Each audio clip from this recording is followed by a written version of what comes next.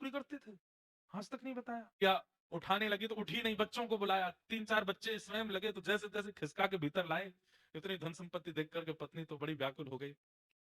छोटे वाले बालक को भेजा, जाओ पिताजी को ढूंढो, गंगा के तट पर होंगे, उनसे कहो जल्दी आवे लौट करके, माँ ने बढ़िया पकवान बनाए हैं घर में। बालक दौड़ा दौड़ा गया तो वहां पर भागवत जी का पाठ कर रहे थे, अश्रुबिंद गिर रहे हैं। पिताजी जल्दी घर आइए, मैया ने बहुत सुंदर पकवान बनाए हैं आपके लिए, वो प्रतीक्षा कर रही हैं, आप पाएंगे तभी पाएंगे, जल्दी आ जाइए। ब्राह्मण देवता सोचने लगे, लड़ने के बाद पकवान कौन बनाता है घर में? हमको घर से निकाल दिया, इतना सब कुछ बड़ा बुला बोल दिया, और सुबह संतों को पवाने के लिए एक फूटी कौड़ी नहीं थी, अब पकवान बनाए हैं।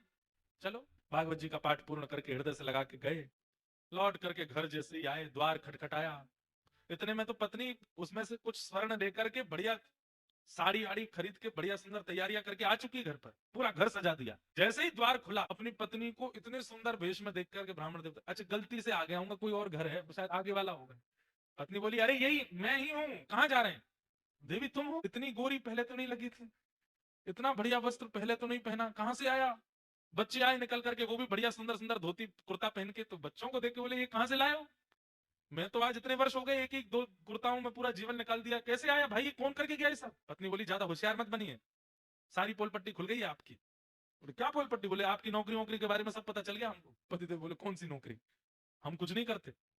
अच्छा आओ भीतर आओ। भीतर ले जाकर के डलिया रखी थी, खोल के दिखाया, देखिए रत्नों की चमकाहट देख करके बोले, देवी कहां से चोरी करके लाई? बोले चोरी नहीं करके लाई, आपका मालिक आया था, गूंगा मालिक।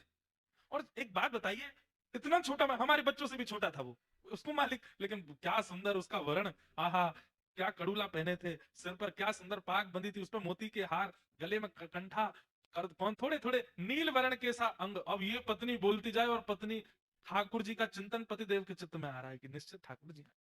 देवी तुम्हें कैसे पता? उन्होंने बताया। बोले लिख के दे के गए हैं।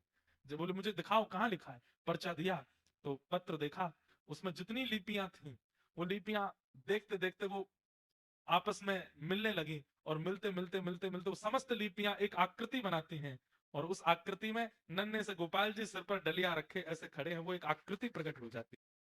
नेत्र सजल हो गए, बेहोश हो गए। ब्राह्मण देवता होश में आए तो रोने लगे। देवी वो कहाँ गए, कहाँ चले गए, मुझे बताओ ना। अरे सेठ जी हैं, तुम्हें तो पता होगी कहाँ।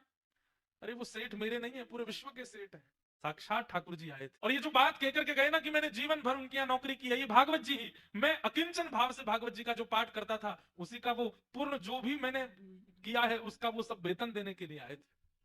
श्रीमद भागवत जी को तुम कृष्ण नहीं मानती, वो भागवत जी कृष्ण स्वरूप ही आए थे, और ये सब दे करके गए।